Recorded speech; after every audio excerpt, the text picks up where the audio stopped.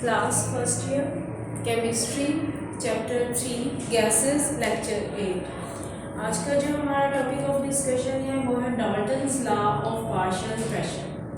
ठीक है, तो सबसे पहले हम इसकी डेफिनेशन देखते हैं। अकॉर्डिंग टू डेफिनेशन, जो टोटल प्रेशर एग्जर्ट कर रही होती है a mixture of non reacting gas is equal to the sum of the individual partial pressure. इसका मतलब क्या है? इसका मतलब ये है कि जो आपके पास एक मिक्सचर है नॉन रिएक्टिंग गैसेस का। नॉन रिएक्टिंग का क्या मतलब है?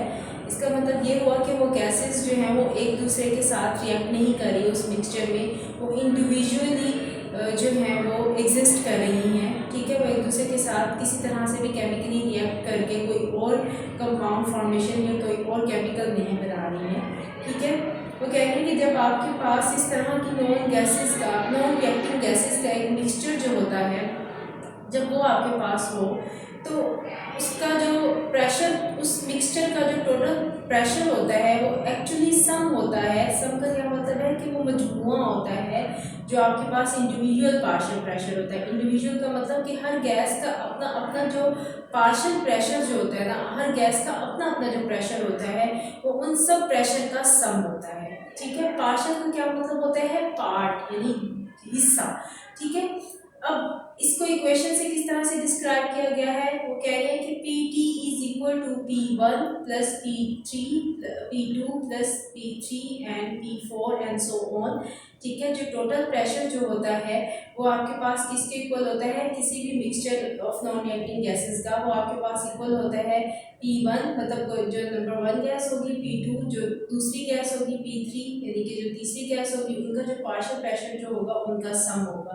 ये बिल्कुल वैसे ही है जैसे आपके जो एक रिजल्ट कार्ड होता है वो आपके सब सब्जेक्ट्स का टोटल बता रहा होता है। ठीक है, सब सब्जेक्ट्स का जब आप टोटल निकालते हो तो वो आपके टोटल मार्क्स होते हैं, और इंडिविजुअली हर मार्क्स जो है, हर सब्जेक्ट का मार्क्स जो है बताया होता है कि इस्लामियत के इतने नंबर है, इंग्लिश के इतने नंबर है, बायो के इतने हैं, केमिस्ट्री के इतने हैं, और टोटल जो है ना वो इतनी है। तो ये भी वही चीज़ है कि सबके अपना अपना इंडिविजुअली प्रेशर, जब उन्हें हम एक ही मिक्सचर में डाल देते हैं या उनका हम मिक्सचर बना लेते हैं तो मिक्सचर का जो है वो टोटल क्या है, इन सब का इंडिविजुअल जो प्रेशर होगा उसका जो सम है। ठीक है, अब हम इसे एक्सप्लेन करते हैं किस तरह से।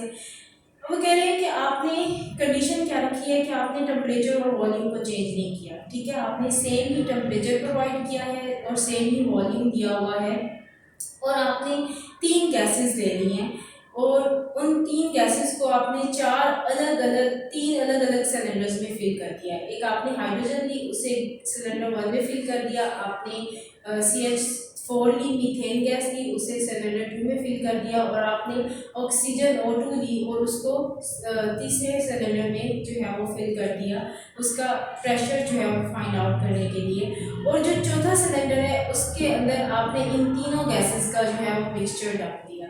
अब जो हाइड्रोजन है उसने 400 टोल प्रेशर एक्सर्ट किया, मीथेन ने 500 टोल प्रेशर एक्सर्ट किया, ऑक्सीजन ने 100 टोल प्रेशर एक्सर्ट किया। तो अब जो आपके पास मिक्सचर है उसका प्रेशर कितना होना चाहिए? अकॉर्डिंग टू इक्वेशन जो आपके पास P टोटल जो है, ठीक है, वो आपके पास P1 hydrogen, P2 CH4, P3 oxygen. तो हाइड्रोजन का 400 था, ऑक्सीजन मीथेन का जो था आपके पास 500 था, ऑक्सीजन का 100 था। तो ये टोटल कितना हो गया? 1000 टोल। मतलब इसका जो प्रेशर है वो कितना होना चाहिए? 1000 टोल होना चाहिए। अब नेक्स्ट जो है, हमने इसे जो है जनरल गैस इक्वेशन के थ्रू जो है इसको डिड्यूस करना है कि जनरल गैस इक्वेशन के थ्रू ये किस तरह से जो है वो किया जा सकता है, जो पार्शियल प्रेशर जो है उसे प्रूफ किया जा सकता है। तो आपको पता है स्टूडेंट्स कि जो प्रेशर जो होते हैं ना वो इन 3 फैक्टर से इफेक्ट होता है। ठीक है, इनके 3 फैक्टर से वो इंक्रीज या डिक्रीज हो रहा होता है। ठीक है, volume, temperature and number of moles. ठीक है, तो जो वॉल्यूम है और जो टेम्परेचर है वो तो चूँकि हम क्या ले चुके हैं, कांस्टेंट ले चुके हैं, तो इन दोनों को तो हमने यहाँ पर क्या कर देना है, फर्दर निगलेक्ट कर देना है, क्योंकि वो कांस्टेंट है, वो चेंज ही नहीं हो रही है। ठीक है, तो इसका अगर वो चेंज नहीं हो रही है तो इसका मतलब नो इफेक्ट, कि उनका कोई इफेक्ट नहीं हो रहा है प्रेशर पे। ठीक है, अब प्रेशर जो है ना वो टोटली इफेक्ट हो रहा है किससे, नंबर ऑफ मोल से।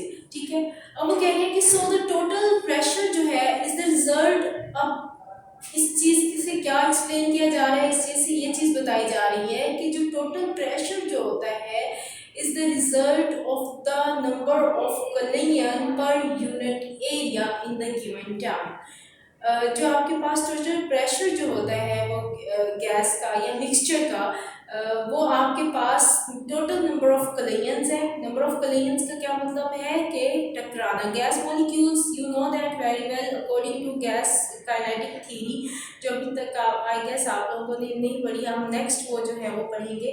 तो उसमें हमारे पास एक पोस्टुलेट है, उस पोस्टुलेट में ये चीज़ बताई जा रही है कि गैस मॉलिक्यूल्स जो हैं वो हैप्पैज़िटली मूव कर रहे होते हैं, मतलब कि वो रशली मूव कर रहे होते हैं। ठीक है, और दूसरा वो डायरेक्शन लेस होती है। डायरेक्शन का क्या मतलब, डायरेक्शन लेस का क्या मतलब होता है, रैंडम मूवमेंट है उनकी, मतलब उनकी मूवमेंट में कोई डायरेक्शन नहीं होती है, और जिस तरफ को टकराते हैं और जो उनकी टकराने के बाद उनका एंगल बन रहा होता है वो उसी एंगल पे क्या कर जाते हैं, मूव कर जाते हैं। तो आपके पास जो कलियंस जो हैं वो गैस मॉलिक्यूल्स की एक दूसरे के साथ भी हो रही होती हैं, और इसके अलावा वो वॉल ऑफ कंटेनर के साथ भी जाकर टकराते हैं। अब जो उनकी एक दूसरे के साथ कलियंस हो रही होती हैं ना, वो तो प्रेशर को इंक्रीज या डिक्रीज करने में कुछ खास पार्टिसिपेट नहीं कर रही होती। ठीक है, लेकिन जो उनकी कलियंस वॉल ऑफ कंटेनर से होती हैं ना, वो बेसिकली क्या करती हैं, प्रेशर एक्सर्ट करती हैं। सो आपके पास per unit area in the given time, जो पर यूनिट एरिया का यहाँ पे जिक्र किया गया है वो एक्चुअली आपके पास कंटेनर का जो यूनिट एरिया है उसका जिक्र किया गया है, कि वो कंटेनर की गिवन यूनिट ऑफ एरिया में कितने बार जाके टकरा रही है इन द गिवन टाइम। ठीक है, और प्रेशर को अगर आप देखें अकॉर्डिंग टू फिजिक्स, प्रेशर है भी यही कि प्रेशर एक वो फोर्स होती है जो आप एक यूनिट एरिया में क्या कर रहे होते हो, एक्सर्ट कर रहे होते हो, उससे आप क्या कह रहे होते हो, प्रेशर कह रहे होते हो। सो इन्होंने अकॉर्डिंग टू फिजिक्स जो है वो हमें यहाँ पर समझाने की कोशिश की है कि जो टोटल प्रेशर जो है वो बेसिकली रिजल्ट है टोटल नंबर ऑफ कलियंस का in per unit area in the given time. अब जर्नल गैस इक्वेशन को किस तरह से हम अप्लाई कर सकते हैं। जर्नल गैस इक्वेशन हमारे पास क्या थी, वो थी हमारे पास PV is equal to nRT, क्योंकि अब यहाँ पे वॉल्यूम भी कांस्टेंट है, टेम्परेचर भी कांस्टेंट है, तो हमने इन दोनों को वैसे ही रख लेना है। R जो कि जर्नल गैस कांस्टेंट है वो आपके पास एज इट इज रहेगा।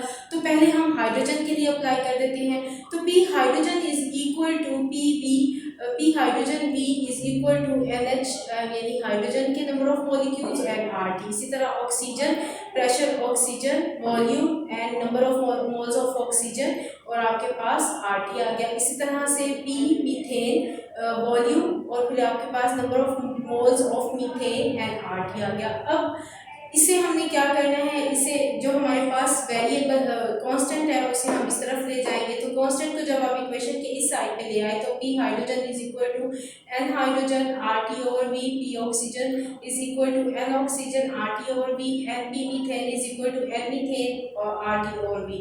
अब चूंकि RT जो है वो हमारे पास RT ओवर V जो है ये हमारे पास कांस्टेंट फैक्टर है, तो अब आपके पास ये चीज़ तो कांस्टेंट रहेगी, तो इसका मतलब जो आपके पास P हाइड्रोजन जो है यानी प्रेशर जो है हाइड्रोजन का वो डायरेक्टली प्रोपोर्शनल किसके है, वो डायरेक्टली प्रोपोर्शनल है number of moles of hydrogen के। इस तरह से P ऑक्सीजन जो है वो डायरेक्टली प्रोपोर्शनल किसके है, number of moles of oxygen के, और P मीथेन जो है वो डायरेक्टली प्रोपोर्शनल किसके है, number of moles of methane के। ठीक है, तो इसका अब इससे क्या लिंकअप है कि आप इसको इससे किस तरह से लिंकअप कर सकते हैं। तो इसका इस तरह से ये लिंकअप बन रहा है कि जितने नंबर ऑफ मॉलिक्यूल्स ज़्यादा से ज़्यादा कोलाइड करेंगे इन टू मतलब to the wall of container in the given time, उतना ही ज़्यादा क्या होगा, प्रेशर एक्सर्ट होगा। ठीक है, अब P टोटल किसके इक्वल है, P total according to equation आपके पास P1, P2 एंड P3 के इक्वल होगा, and so on if there are more than 3 gases. तो आपने P1 is hydrogen, P2 is oxygen and P3 is methane. तो आपके पास P hydrogen, P oxygen and P methane आ गया। Respectively आपने उन इक्वेशन में जो है ये वाली इक्वेशन अप्लाई करते जानी है। N hydrogen RT over V, N oxygen RT over V plus N methane RT over V। चूंकि ये एक कॉमन फैक्टर है तो हम इसे एज अ कॉमन ले लेंगे और बाकी आपके पास जो वेरिएबल है वो कौन सा है, N hydrogen, N oxygen and N methane. So N total जो है, टोटल नंबर ऑफ मोल्स किसके इक्वल है, वो आपके पास total number of mole of the mixture is equal to total number of hydrogen, number of oxygen and number of methane. So जो total pressure जो है वो बेसिकली किसके इक्वल आ गया, वो इक्वल आ गया NP dot RT over V।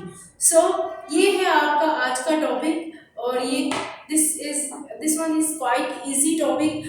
ठीक है, ये आपके बाकी सारे पीछे वाले टॉपिक से ही कोरिलेटेड है। तो आप लोगों ने इसी टॉपिक को एज एन असाइनमेंट अटेम्प्ट करना है और इसी टॉपिक को जो है वो आपने लर्न करना है।